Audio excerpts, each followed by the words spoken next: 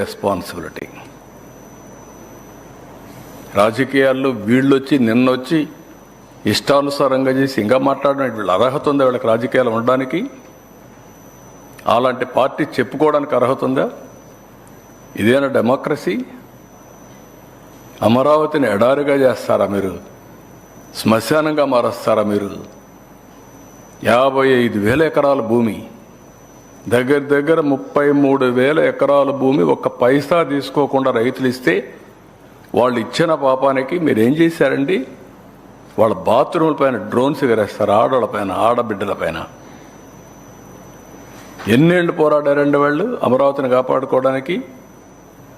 తప్పుడు ప్రచారాలు చేసి, తప్పుడు ఆలోచనలు చేసి, పరదాలు కట్టుకొని ఇక్కడ తిరిగారు. ఇప్పుడు పరదాలు ఉన్నాయా అమరావతికి రావాలంటే? మీరందరూ అడుగుతున్నా, ఎప్పుడు అడిగావా నువ్వు అక్కడ?